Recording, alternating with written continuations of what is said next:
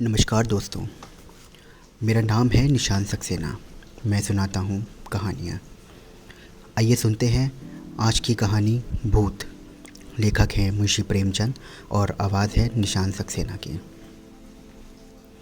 मुरादाबाद के पंडित सीतानाथ चौबे गत 30 वर्षों से वहाँ वकीलों के नेता हैं। उनके पिता उन्हें बाल्यावस्था में ही छोड़कर परलोक सिधारे थे। घर में कोई संपत्ति ना थी। माता ने बड़े बड़े कष्ट झेलकर उन्हें पाला और पढ़ाया। सबसे पहले वे कचहरी में 15 रुपये मासिक पर नौकर हुए, फिर वकालत की परीक्षा दी, पास हो गए। प्रतिभा थी, 2 ही 4 वर्षों में वकालत चमक उठी। जब माता का स्वर्गवास हुआ तब पुत्र का शुमार जिले के गणमान्य व्यक्तियों में हो गया था। उसकी आमदनी 1000 रुपये महीने से कम ना थी। एक विशाल भवन बनवा लिया था, कुछ ज़मींदारी ले ली थी, कुछ रुपए बैंक में रख दिए थे और कुछ लेन देन में लगा दिए थे। इस समृद्धि पर 4 पुत्रों का होना उनके भाग्य को आदर्श बनाए हुए था। चारों लड़के भिन्न भिन्न दर्जों में पढ़ते थे, मगर यह कहना ही सारी विभूति चौबे जी के अनवरत परिश्रम का फल थी। उनकी पत्नी मंगला देवी के साथ अन्याय करना है। मंगला बड़ी सरल, गृह कार्य में कुशल और पैसे का काम धेले में चलाने वाली स्त्री थी। जब तक अपना घर ना बन गया, उसने 3 महीने से अधिक का मकान किराए पे नहीं लिया और रसोई के लिए मिसराइन तो उसने अब तक ना रखी है। उसे अगर कोई व्यसन था तो गहनों का, और चौबे जी करे भी अगर कोई व्यसन था तो स्त्री को गहने पहनाने का। वह सच्चे पत्नी प्रायण मनुष्य थे। साधारणतः महफिलों में वेश्याओं से हंसी मजाक कर लेना उतना बुरा नहीं समझा जाता, पर पंडित जी अपने जीवन में कभी नाच गाने की महफिल में गए ही नहीं। 5 बजे तड़के से लेकर 12 बजे रात तक उनका व्यसन मनोरंजन, पढ़ना लिखना, अनुशील जो कुछ था, कानून था। ना उन्हें राजनीति से प्रेम था, ना जाति सेवा से। ये सभी काम उन्हें व्यर्थ जान पड़ते थे। उनके विचार से अगर कोई काम करने लायक था तो बस कचहरी जाना, बहस करना और रुपए जमा करना, और रात्रि को भोजन करके सो जाना। जैसे वेदांती से ब्रह्मा के अतिरिक्त जगत मिथ्या जान पड़ता है, वैसे ही चौबे जी को कानून के सिवा सारा संसार मिथ्या प्रतीत होता था। सब माया थी, एक कानून ही सत्य था। चौबे जी के मुखचंद्र में केवल एक कला ही की कमी थी। उनके कोई कन्या ना थी। पहलौठी कन्या के बाद फिर कन्या हुई नहीं और ना अब होने की आशा ही थी। स्त्री और पुरुष दोनों उस कन्या को याद करके रोया करते थे। लड़कियां बचपन में लड़कों से ज़्यादा चोचले करती हैं। उन चोचलों के लिए दोनों प्राणी विकल रहते। माँ सोचती लड़की होती तो उसके लिए गहने बनवाती, उसके बाल गूंथती। लड़की पैजनियाँ पहने ठुमक ठुमक आंगन में चलती तो कितना आनंद आता। चौबे सोचते कन्यादान के बिना मोक्ष कैसे होगा।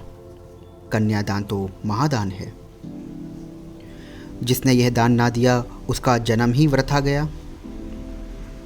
आखिर यह लालसा इतनी प्रबल हुई कि मंगला ने छोटी बहन को बुलाकर कन्या की भांति पालने का निश्चय किया। उसके माँ बाप निर्धन थे, राजी हो गए। यह बालिका मंगला की सौतेली माँ की कन्या थी। अति सुंदर और बड़ी चंचल थी। नाम था बिन्नी। चौबे जी का घर उनके आने से खेल उठा। 2-4 ही दिनों में लड़की अपने माँ बाप को भूल गई। उसकी उम्र तो केवल 4 वर्ष की थी, पर उसे खेलने की अपेक्षा कुछ काम करना अच्छा लगता था। मंगला रसोई बनाने जाती तो बिल्ली उसके पीछे पीछे जाती। उससे आटा गूंदने के लिए झगड़ा करती। तरकारी काटने में तो उसको बड़ा ही मज़ा आता था। जब तक वकील साहब घर में रहते तब तक वह उनके साथ दीवान खाने में बैठी रहती। कभी किताब उलटती, कभी कलम दवात से खेलती। चौबे जी मुस्कुरा कर बोले, बेटी मार खाओगी? बिन्नी कहती, तुम मार खाओगे, मैं तुम्हारे कान काट लूँगी, जूजू को बुलाकर पकड़ा दूँगी। इस पर दीवान खाने में खूब कह कह उड़ते। वकील साहब कभी इतने बाल वत्सल ना थे। जब बाहर से आते तो कुछ ना कुछ सौगात बिन्नी के वास्ते ज़रूर लाते और घर में कदम रखते ही पुकारते, बिन्नी बेटी चलो। बिन्नी दौड़ती हुई आकर उनकी गोद में बैठ जाती। मंगला एक दिन बिन्नी को लिए बैठी थी। इतने में पंडित जी आ गए। बिन्नी दौड़कर उनकी गोदी में जा बैठी। पंडित ने पूछा, तू किसकी बेटी है? बिन्नी बोली, ना बताऊंगी। जिस पर वहीं खड़ी मंगला ने बोला, कह दे बेटा, जीजी की बेटी हूँ। पंडित, तू मेरी बेटी है बिन्नी कि इनकी है? बिन्नी बोली, मैं ना बताऊंगी। जिस पर पंडित जी बोले, अच्छा हम लोग आंख बंद किए बैठे हैं बिन्नी, जिसकी बेटी होगी उसकी गोद में बैठ जाएगी। बिन्नी उठी और फिर चौबे जी की गोद में बैठ गई। जिस पर पंडित जी बोले, मेरी बेटी है, मेरी बेटी है, अब ना कहना कि मेरी बेटी है। मंगला बोली, अच्छा जाओ बिन्नी, अब तुम्हें मिठाई ना दूंगी, गुड़िया भी ना मांगा दूंगी। बिन्नी बोली, भैया जी मंगवा देंगे, तुम्हें ना दूंगी। वकील साहब ने हंसकर बिन्नी को छाती से लगा लिया और गोद में लिए हुए बाहर चले गए। वे अपने इष्ट मित्रों को भी इस बाल क्रीड़ा का रसवादन कराना चाहते थे। आज से जो कोई बिन्नी से पूछता कि तू किसकी बेटी है तो बिन्नी चट से कह देती, भैया की। एक बार बिन्नी का बाप आकर उसे अपने साथ ले गया। बिन्नी ने रो रो कर दुनिया सर पर उठा ली। इधर चौबे जी को भी दिन काटना कठिन था। 1 महीना भी ना गुजरने को पाया था कि वह फिर ससुराल चले गए और बिन्नी को लिवा लाए। बिन्नी अपनी माता और पिता को भूल गई। वह चौबे जी को अपना बाप और मंगला को अपनी माँ समझने लगी। जिन्होंने उसे जन्म दिया था, अब वो तो उसके लिए गैर हो गए थे। कई साल गुजर गए। वकील साहब के बेटों के विवाह हुए। उनमें से 2 अपने बाल बच्चों को लेकर अन्य ज़िलों में वकालत करने चले गए। 2 कॉलेजों में पढ़ते थे। बिन्नी भी कली से फूल हुई। ऐसा रूप गुण शील वाली बालिका बिरादरी में और ना थी। पढ़ने लिखने में चतुर, घर के काम धंधों में कुशल, बूटे कसीदे और सीने पिरोने में दक्ष, पाक कला में निपुण, मधुर भाषणी, लज्जाशील और अनुपम रूप की राशि। अंधेरे घर में उसका सौंदर्य की दिव्य ज्योति से उजाला होता था। उषा की लालिमा में, ज्योत्सना की मनोहर छटा में खिले हुए गुलाब के ऊपर सूर्य की किरणों से चमकते हुए तुषार बिंदु में प्राणपद सुषमा, और वह शोभा ना थी। श्वेत हेम मुकुटधारी पर्वत में भी वह शीतलता ना थी जो बिन्नी अर्थात विंध्येश्वरी के विशाल नेत्रों में थी। चौबे जी ने बिन्नी के लिए सुयोग्य वर खोजना शुरू किया। लड़कों की शादियों में दिल का अरमान निकाल चुके थे। अब कन्या के विवाह में हौसले पूरे करना चाहते थे। धन लुटाकर कीर्ति पा चुके थे, अब दान दहेज के नाम कमाने की लालसा थी। बेटे का विवाह कर लेना आसान है, पर कन्या के विवाह में आबरू निभा ले जाना कठिन है। नौका पर सभी यात्रा करते हैं, जो तैरकर नदी पार करे वही प्रशंसा का अधिकारी है। धन की कमी ना थी। अच्छा घर और सुयोग्य वर मिल गया। जन्म पत्र मिल गए, बनावट बन गया। फलदान और तिलक की रस्में भी अदा कर दी गईं। पर हाय रे दुर्देव, कहाँ तो विवाह की तैयारी हो रही थी और द्वार पर दर्जी, सुनार, हलवाई सब अपना अपना काम कर रहे थे। कहाँ निर्दय विधाता ने और ही लीला रच दी। विवाह के 1 सप्ताह पहले मंगला अनायास बीमार पड़ी। 3 ही दिन में अपने सारे अरमान लिए हुए परलोक सुधार गई। संध्या हो गई थी। मंगला चारपाई पर पड़ी हुई थी। बेटे, बहुएं, पोते, पोतियाँ सब चारपाई के चारों ओर खड़े थे। बिन्नी पैताने बैठी मंगला के पैर दबा रही थी। मृत्यु के समय ही भयंकर निस्तब्धता छाई हुई थी। कोई किसी से ना बोलता था। दिल में सब समझ रहे थे क्या होने वाला है। केवल चौबे जी वहाँ ना थे। सहसा मंगला ने इधर उधर इच्छापूर्ण दृष्टि से देखकर कहा, जरा उन्हें बुला दो, कहाँ हैं? पंडित जी अपने कमरे में बैठे रो रहे थे। संदेश पाते ही आंसू पोंछते हुए घर में आए और बड़े धैर्य के साथ मंगला के सामने खड़े हो गए। डर रहे थे कि मेरी आंखों से आंसू की एक बूंद भी निकली तो घर में हाहाकार मच जाएगा। मंगला ने कहा, एक बात पूछती हूँ, बुरा ना मानना, बिन्नी तुम्हारी कौन है? पंडित जी बोले, बिन्नी कौन है? मेरी बेटी है, और कौन? मंगला बोली, हाँ, मैं तुम्हारे मुंह से यही सुनना चाहती थी। उसे सदा अपनी बेटी समझते रहना। उसके विवाह के लिए मैंने जो जो तैयारियां की थीं उनमें कुछ काट छाट मत करना। पंडित जी गंभीरता से बोले, इसकी कुछ चिंता ना करो। ईश्वर ने चाहा तो सब कुछ ज़्यादा धूमधाम के साथ विवाह होगा। मंगला बोली, उसे हमेशा बुलाते रहना। तीज त्योहार में भी कभी मत भूलना। इन बातों की मुझे याद दिलाने की ज़रूरत नहीं है मंगला। मंगला ने फिर कुछ सोचकर कहा, और इसी साल उसका विवाह कर देना। पंडित जी बोले, इस साल कैसा होगा? यह फागुन का महीना है, जेठ तक लगन है।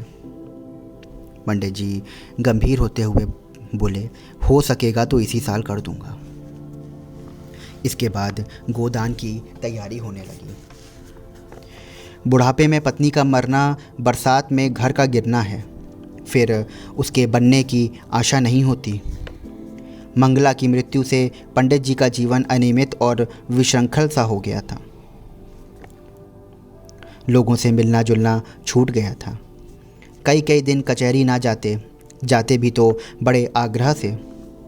भोजन से अरुचि सी हो गई। विंध्येश्वरी उनकी दशा देख देख कर दिल में कुढ़ती और यथासाध्य उनका दिल बहलाने की चेष्टा किया करती। वह उन्हें पुराणों की और यथासाध्य और कथाएं पढ़कर सुनाती। उनके लिए तरह तरह के भोजन सामग्री पकाती, उन्हें आग्रह और अनुरोध के साथ खिलाती थी। जब तक वह खा ना लेते आप कुछ ना खाती थी। गर्मी के दिन थे। रात को बड़ी देर तक उनके पैताने बैठी पंखा झलती और जब तक वह सो ना जाते तब तक आप भी ना सोने पाती। वह जरा भी सिरदर्द की शिकायत करते तो तुरंत उनके सिर में तेल डालती। यहाँ तक कि रात को जब उन्हें प्यास लगती तो वह खुद दौड़कर आती और उन्हें पानी पिलाती। धीरे धीरे चौबे जी के हृदय में मंगला केवल एक सुख की स्मृति रह गई। एक दिन चौबे जी ने बिन्नी को मंगला के सारे गहने दे दिए। मंगला का यह अंतिम आदेश था। बिल्ली फूली ना समाई। उसने उस दिन खूब बनाव श्रृंगार किया। जब संध्या के समय पंडित जी कचहरी से आए तो वह गहनों से लदी हुई उनके सामने कुछ लजाती और मुस्कुराती हुई आकर खड़ी हो गई। पंडित जी ने सतृष्ण नेत्रों से देखा। विंध्येश्वरी के प्रति अब उनके मन में एक नया भाव अंकुरित हो रहा था। मंगला जब तक जीवित थी वह उनसे पिता और पुत्री के भाव को सजग कर पुष्ट कराती रहती थी। अब मंगला ना थी, अतएव वह भाव दिन दिन शिथिल हो रहा था। मंगला के सामने बिन्नी एक बालिका थी। मंगला की अनुपस्थिति में वह एक रूपवती युवती थी। लेकिन सरल हृदय बिन्नी को इसकी रत्ती भर भी खबर ना थी कि वह एक रूपवती युवती है। लेकिन सरल हृदय बिन्नी को इसकी रत्ती भर भी खबर न थी कि भैया के भावों में क्या परिवर्तन हो रहा है। उसके लिए वह वही पिता के तुल्य थे। वह पुरुषों के स्वभाव से अनभिज्ञ थी। नारी चरित्र में अवस्था के साथ मातृत्व का भाव दृढ़ होता जाता है। यहाँ तक कि एक समय ऐसा आता है जब नारी की दृष्टि में युवक मात्र पुत्र तुल्य हो जाते हैं। उसके मन में विषय वासना का लेश भी नहीं रह जाता। किंतु पुरुषों में यह अवस्था कभी नहीं आती। उनकी कामेंद्रियां क्रियाहीन भले ही हो जाएं, पर विषय वासना संभवतः और भी बलवती हो जाती है। पुरुष वासनाओं से कभी मुक्त होता ही नहीं, बल्कि ज्यों-ज्यों ग्रीष्म ऋतु के अंतिम काल की भांति उसकी वासना की गर्मी भी प्रचंड होती जाती है। वह तृप्ति के लिए नीच साधनों का सहारा लेने को भी प्रस्तुत हो जाता है। जवानी में मनुष्य इतना नहीं गिरता। उसके चरित्र में गर्व की मात्रा अधिक रहती है। जो नीच साधनों से घृणा करती है वह किसी के घर में घुसने के लिए ज़बरदस्ती कर सकता है, किंतु परनाले के रास्ते नहीं जा सकता। पंडित जी ने बिन्नी को सतृष्ण नेत्रों से देखा और फिर अपनी इस उच्छलता पर लज्जित होकर आंखें नीची कर लीं।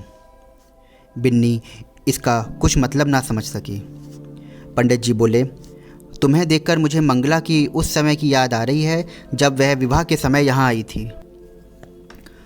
बिल्कुल ऐसी सूरत थी, यही गोरा रंग, यही प्रसन्न मुख और यही कोमल गाल। यही लजीली आँखें। वह चित्र अभी तक मेरे हृदय पट पर खिंचा हुआ है, कभी नहीं मिट सकता।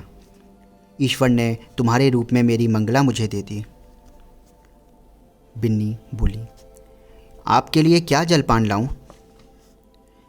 पंडित जी बोले, ले आना, अभी बैठो, मैं बहुत दुखी हूँ।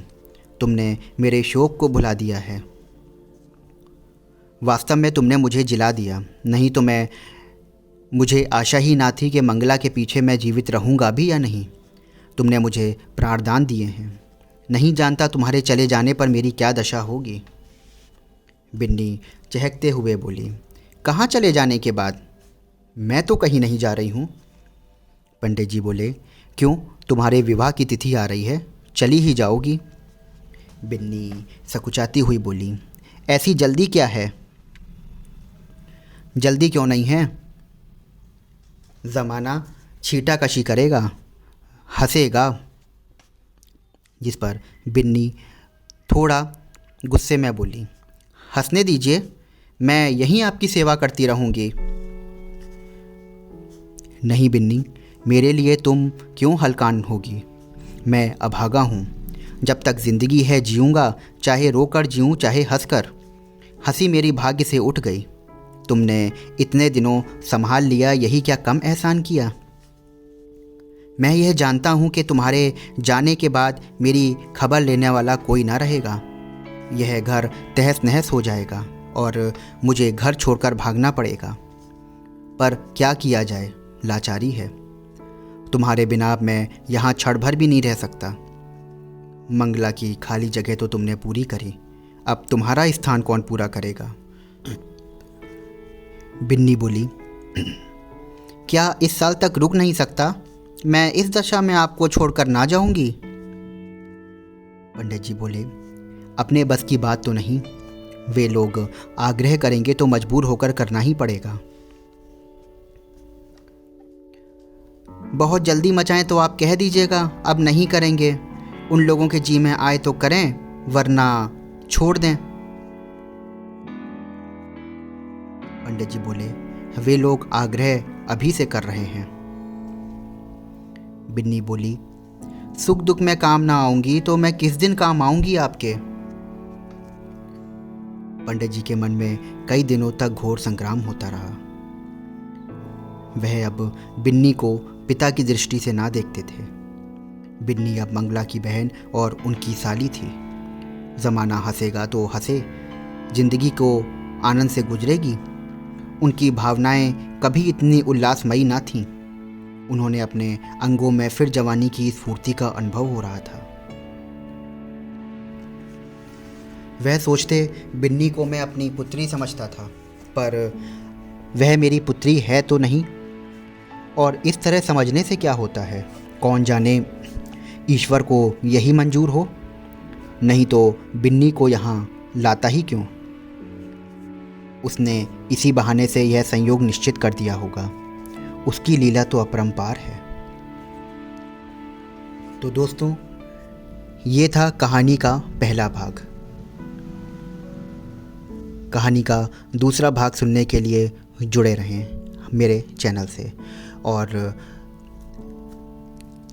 चैनल को लाइक करें, सब्सक्राइब करें, फॉलो करें और स्टार रेटिंग देना बिल्कुल ना भूलें। शुक्रिया।